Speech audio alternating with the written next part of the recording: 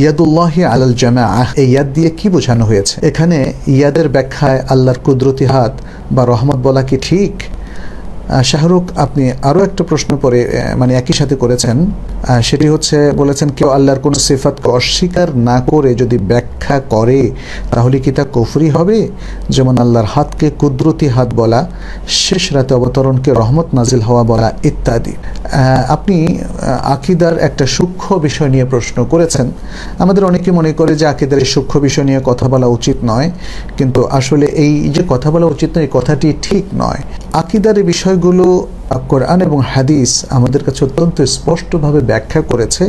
অতএব এই ব্যাখ্যা দীর্ঘদিন যদি আমাদের মধ্যে অনুপস্থিত থাকে, কিন্তু আমাদের সালাফ সাহাবায়ে কেরাম থেকে আরম্ভ করে সবাই উল্লেখ করেছেন, তাদের সুনির্দিষ্ট এখানে বক্তব্য আছে, আহলুস সুন্নাহ ওয়াল জামাতের সুনির্দিষ্ট অত্যন্ত প্রাঞ্জল এবং স্পষ্ট বক্তব্য আছে।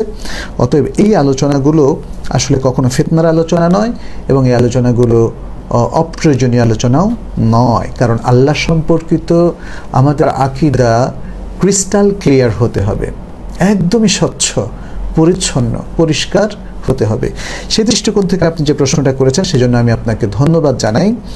এবং আমি প্রথমেই বলে নিতে চাচ্ছি যে আহলুস সুন্নাহ ওয়াল জামাআহ যাদের শিরোভাগেই আছেন সাহাবায়ে কেরাম রিদওয়ানুল্লাহি আলাইহিম আজমাইন এবং তাদের সত্যিকারের অনুসারী তাবেঈন এবং আতবাউত তাবেঈন এবং আইম্মাতুল হুদা, যার মধ্যে আছেন সকল মুহাদ্দিসিনে কেরাম এবং তাবেঈন বা তাদের সত্যিকারের অনুসারী বড় বড় ইমাম এবং চার ইমাম, বিশেষ করে ইমাম আবু হানিফা রাহিমাহুল্লাহ, ইমাম মালিক, ইমাম শাফিঈ, ইমাম আহমদ ইবনে হাম্বল রাহিমাহুল্লাহ, ইমাম বুখারী, ইমাম মুসলিম সহ প্রখ্যাত সকল মুহাদ্দিস যারা আহলুস সুন্নাহ ওয়াল জামাতের মূল তরিকার উপর ছিলেন, তারা প্রত্যেকেই বলেছেন ইয়াদ দ্বারা এখানে আল ইয়াদ আল হাকিকিয়াহ, আল ইয়াদ আল হাকিকিয়াহ, আল্লাহ হাত দ্বারা হাতি বুঝিয়েছেন, অন্য কিছু না। আল্লাহ হাত দ্বারা হাতি বুঝিয়েছেন, কিন্তু আল্লাহর হাত আল্লাহর সাথে যেভাবে সঙ্গতিপূর্ণ সেরকম। আল্লাহর হাত সৃষ্টির কারো হাতের মতো নয়, কারণ আল্লাহ তাআলা বলছেন লাইসা কামিসলিহি শাইউন ওয়া হুয়াস সামিউল বাসীর, তার মতো কোনো কিছুই নয়, কোনো কিছু আল্লাহর মতো নয়। আল্লাহর হাত আছে কিন্তু সে হাতটা সৃষ্টির কারো মতো নয়, না কোনো মানুষের হাতের মতো, না কোনো অন্য প্রাণীর হাতের মতো ইত্যাদি। অতএব আল্লাহর হাতকে নিজের ইচ্ছা মতো কাইফিয়ত দেওয়া যাবে না, শেপিং দেওয়া যাবে না, কারণ সেই নলেজটা তো আল্লাহ এবং তার রাসূল সাল্লাল্লাহু আলাইহি ওয়াসাল্লাম আমাদেরকে দেননি। কিন্তু হাত কথাটা তো স্পষ্ট। হাত কথা বলে তো আমরা এরোপ্লেন বুঝবো না, হাত কথা বললে পাও বুঝবো না, হাত কথা বলে লাইটও বুঝবো না, অথবা কোনো ইকুইপমেন্ট বুঝবো না, হাত বললে হাতই বুঝবো। এটাই হচ্ছে হাকিকি অর্থের কথা।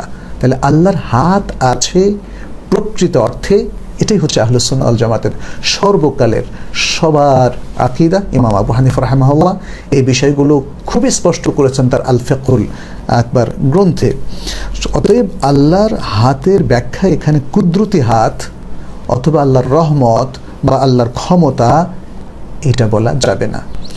কারণটা কি? কারণ আপনি যখনই কুদরতি হাত বলবেন তখন হাকিকি হাতটাকে আপনি অস্বীকার করছেন অথবা বাতিল করে দিচ্ছেন। আপনি যখন বলবেন যে না আল্লাহর হাত না, এখানে রহমত বোঝানোর উদ্দেশ্য, দলিলটা কি? আপনি যে অরিজিনাল প্রকৃত অর্থটাকে অস্বীকার করলেন কোন এভিডেন্সের ভিত্তিতে? নাকি আপনার মন বলেছে তাই?